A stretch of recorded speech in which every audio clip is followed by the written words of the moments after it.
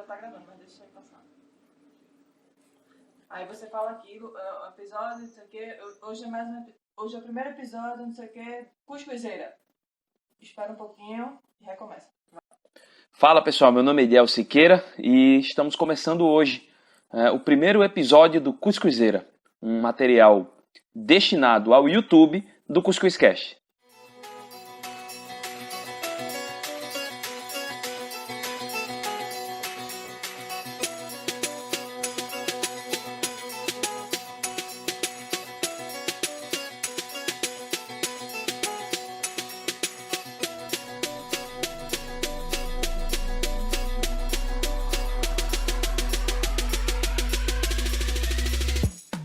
Pessoal, o tema de hoje a gente vai fazer sempre comentários sobre alguns dos nossos episódios, o princípio é isso, tornar um bate-papo mais leve e trazer sempre os temas para a nossa realidade.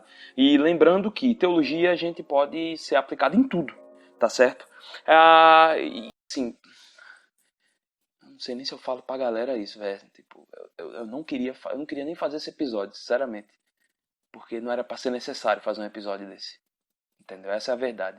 Era pra gente estar tão evoluído que não tinha necessidade de falar sobre um negócio tão atrasado disso. Bem, pessoal, a gente teve o episódio da última semana, o episódio 37, já está no nosso feed, se você quiser seguir lá, Spotify, Deezer, Cashbox, falando sobre a história e o legado de Martin Luther King. A gente chamou a historiadora Zilma Lopes. Mas eu também queria fazer um link ao episódio número 32 com o advogado Evaldo Rodrigues, né, que fala sobre Evangelho e Justiça Social. E assim, a gente teve três fatos, na verdade, nessas últimas semanas que chocaram. 2 aqui no Brasil e um nos Estados Unidos. E que acende um alerta pra gente. O primeiro foi a morte de um jovem no Rio de Janeiro, que foi metralhado numa ação que não teve êxito por parte da polícia, né? Tivemos também o caso do George Floyd nos Estados Unidos, em Minneapolis, que teve uma morte horrível por um abuso também. E também tivemos a morte do menino Miguel, de 5 anos, no Recife, que caiu do 9º andar da casa da patroa da sua mãe, que era doméstica. A intenção da gente não é falar da questão de mérito e tal, mas sim falar uma coisa que tem em comum. Trata-se de 3 negros. E a gente começa a observar que, para cada caso, há um sinal da falta de justiça social perante esse grupo. E volta de novo a ferida a ser aberta na problemática do racismo. E, gente, quando a gente vai falar isso, é algo delicado, mas é algo que, sinceramente, muitos de nós, e aí eu quero destinar muito esse papo agora, dar essa vírgula para nós que nos dizemos cristãos, e que a gente está mais perdendo tempo em falar se as manifestações que foram geradas depois dessas 3 tragédias são de esquerda ou de direita. Onde, na verdade, a gente tem que buscar respostas na Bíblia do que o Evangelho diz sobre isso.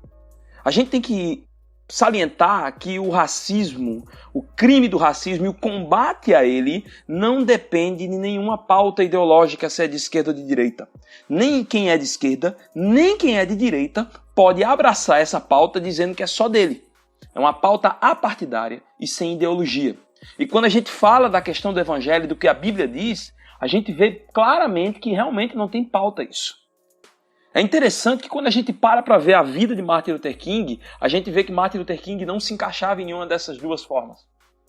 Ele entendia que o Evangelho é muito mais do que isso. E ele explicava o porquê que ele não se encaixava. Martin Luther King foi um ativista político, pastor, e que soube entender muito bem a missão que Deus deu para ele. É interessante que quando a gente para ver todo o legado de Martin Luther King, ele conseguia dialogar com as pessoas. Ele conseguiu dialogar com governos. Mesmo esse governo, às vezes, pisando na bola com ele. Ele tinha um espírito de colaboratividade, um espírito pautado no Evangelho, onde ele entendia muito bem o que a Bíblia dizia para ser feito. E aí, eu queria só lembrar de uma questão sobre a Bíblia. A gente vai ver que a partir... Eita, o carro atrapalhando, velho. Mas tudo bem. A gente vê que a partir do livro de Deuteronômio, a gente começa a analisar que na Bíblia, e de lá para frente, a Bíblia vai começar a fazer certas abordagens quanto ao pobre, o órfão, a viúva e o estrangeiro. A gente não pode levar isso de maneira literal, gente. Ali, na realidade em que foi escrito aquele texto, esses 4 grupos, viúva, pobre, órfão e estrangeiro, eram os grupos que mais sofriam injustiça social. Se trouxermos para a nossa realidade e analisarmos ao nosso redor, nós vamos ver que existem, além desses grupos, existem outros grupos de uma sociedade extremamente fragmentada que sofrem injustiça social. É interessante que o texto bíblico ele não diz que tem que ajudar esse grupo que sofre injustiça social apenas as pessoas que pensam igual a gente ou que professam a mesma fé da gente. Ao contrário, ela dá uma ideia de todo. Então, o que acontece? Nos dias de hoje também a gente tem que sim lutar para que essas pessoas não sofram injustiça. Independente se elas são cristãs, independente se elas são do espectro ideológico político nosso, independente se elas são da nossa cidade. Nós somos cidadãos do mundo e devemos defender as pessoas desse mundo contra qualquer tipo de injustiça. E aí eu vou tocar em alguns pontos que realmente a gente tem que ser revisto. A gente tem que começar a observar. Primeiro ponto, a gente tem que lutar contra o racismo. Independente se o grupo que está fazendo ali é de orientação diferente da minha. O que importa é que aquela pauta ali eu tenho que andar junto. Outra coisa também são os grupos LGBT. Não é porque nós, como cristãos, discordamos de pontos com os grupos LGBT que a gente não tem que lutar e combater a injustiça e a violência contra eles. Quantos travestis não sofrem violência, gente? Não morrem. Essa não é a saída. Outra coisa também, às vezes a gente tem a mania de querer julgar as pessoas de comunidades carentes, dizer que elas são folgadas, que elas dependem dos auxílios do governo. E pasmem, gente, vou aqui lembrar para vocês, a intenção do Cuscuz Cast não é defender ideologia política, espectro político, e sim defender o evangelho e o que o evangelho diz. Mas voltando à questão do racismo, uma coisa que há de se concordar, que durante até os nossos espaços religiosos, o negro sofreu preconceito. Quer ver um exemplo? Para aí para contar aqui no Brasil, quantos líderes religiosos negros evangélicos nós temos? Quantos católicos? Conta aí. Talvez tu tá tendo dificuldade, né, de contar. Talvez não chegou nem a 5 dedos na mão, né? Vamos parar para observar. O que pode ter acontecido com isso?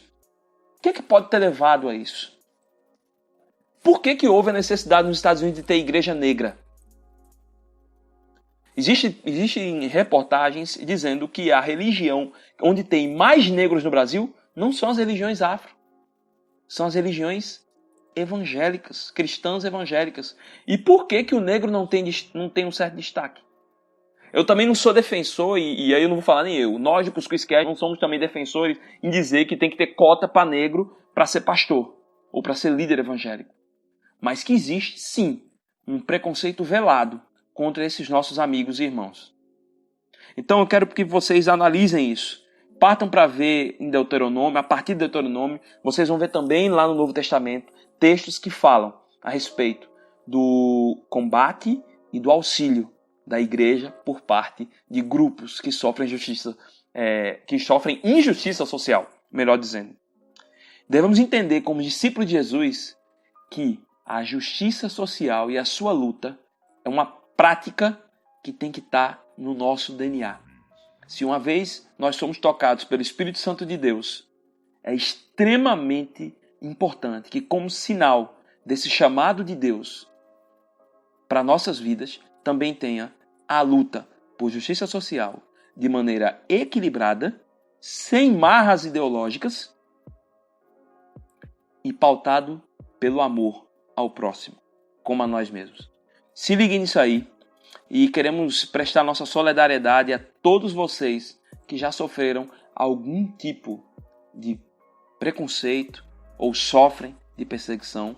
Eu queria que vocês comentassem, eu queria que vocês se inscrevessem no nosso e compartilhassem se vocês gostaram desse vídeo para os seus amigos. Eu queria agradecer também as pessoas que responderam a pergunta que eu fiz no meu Instagram pessoal, perguntando qual é a opinião deles gente que até dos Estados Unidos comentou, que viu e pôde comentar, gente que não era cristão e também comentou. Eu quero agradecer muito o apoio de vocês e a colaboração de vocês, que se não fosse vocês, esse vídeo não tinha rolado.